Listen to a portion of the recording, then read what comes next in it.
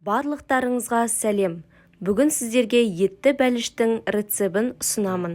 Каналға қолдау ретінде сіздерден подписка және лайк. Бізге бөлме температурасындағы айран керек болады. Ішіне содан салып, қозғап аласыздар. Қозғаған сәтте осындай көбішік пайда болады.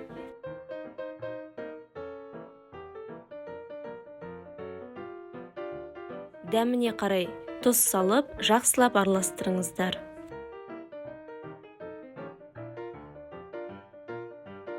Жарты майды алып, онымен бірге араластырып аласыздар.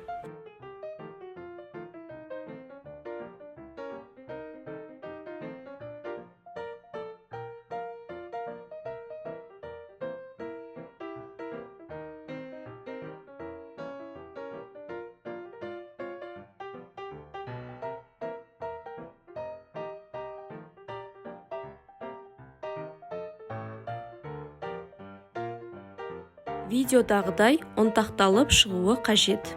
Енді үстіне айранды құясыздар. Ұн салып, қамыр илеп аласыздар.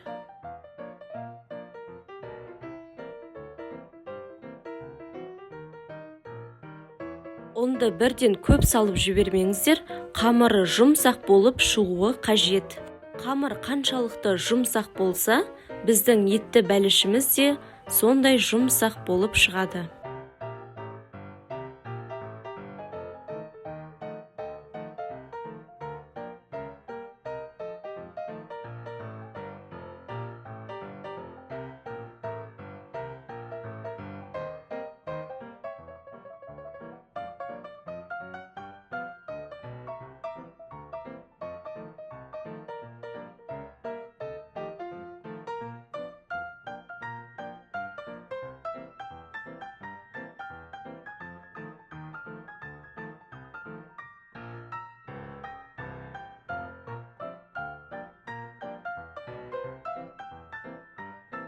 Қамырды илеп, 1 сағатқа бетін жауып қоясыздар.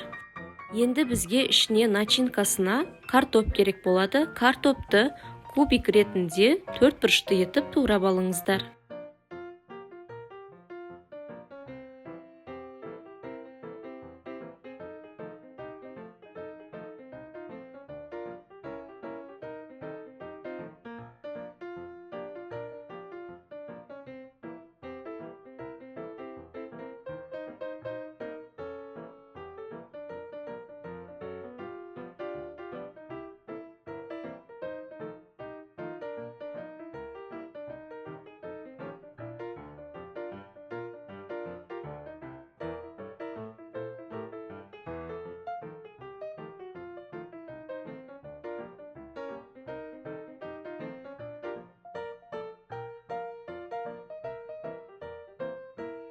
Бізге үлкен пияз қажет болады.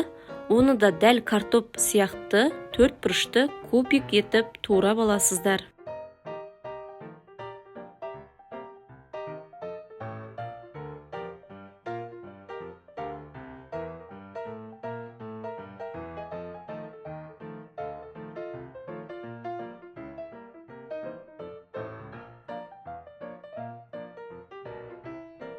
Тартылған сиыр еті қажет болады.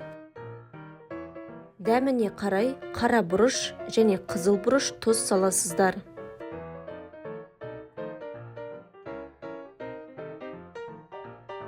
Бәлішке ерекше дәм беретін зірені қосамыз. Көп емес, дәміне қарай өздеріңіз шамалап қосасыздар. Енді барлық қоспаны араластырамыз. Егер зіре қатты ұнамайтын болса, онда кориандр қоссаңыздар болады. Кориандрдың да өзінің ерекше дәмі бар. Начинкасын бөлек алып қоямыз.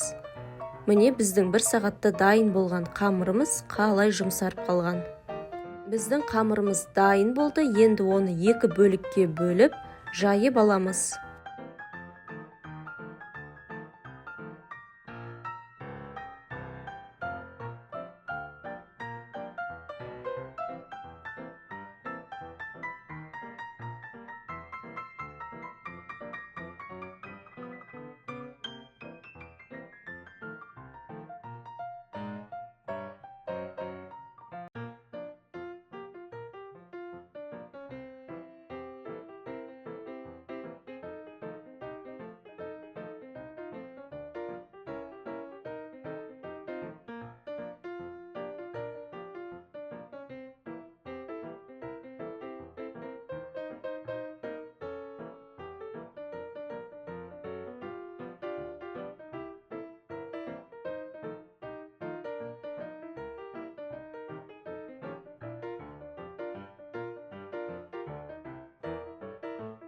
Қамырды өзіңіздің табаңыздың пішініне қарай жайып алыңыздар. Менде 4 бұрыш болғандықтан 4 бұрышты етіп қамырды жайып аламын. Табаны майлап аламыз.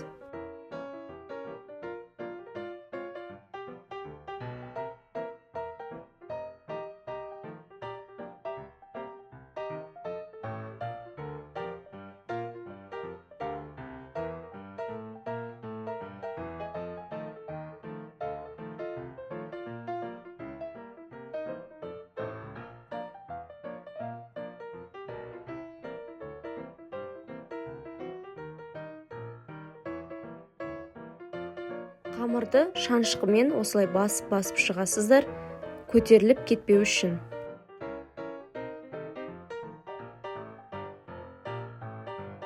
Енді ішіне начинкаларды саламыз.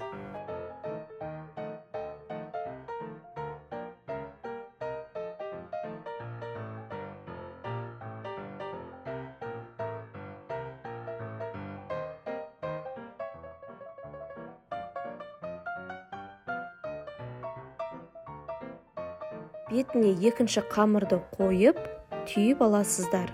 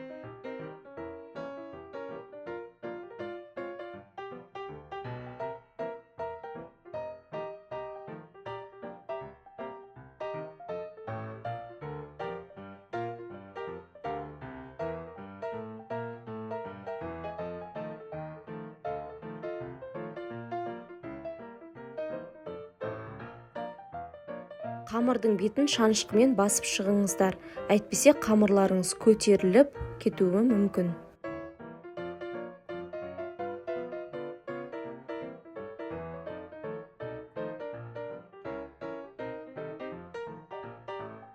Бетіне жұмыртқаның сарысын жағамыз.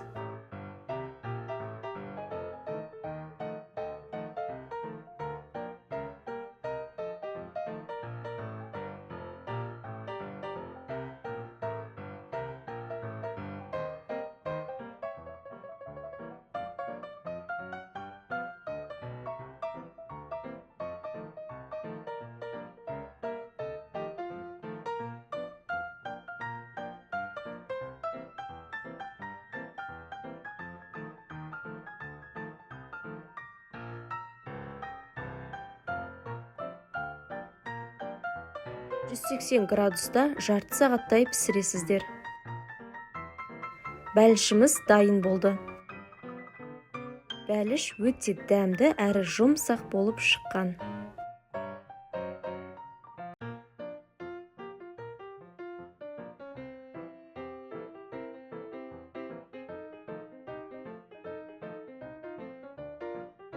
Үйдегі жақындарыңызға осындай дәмді бәліштерді жасап беріңіздер.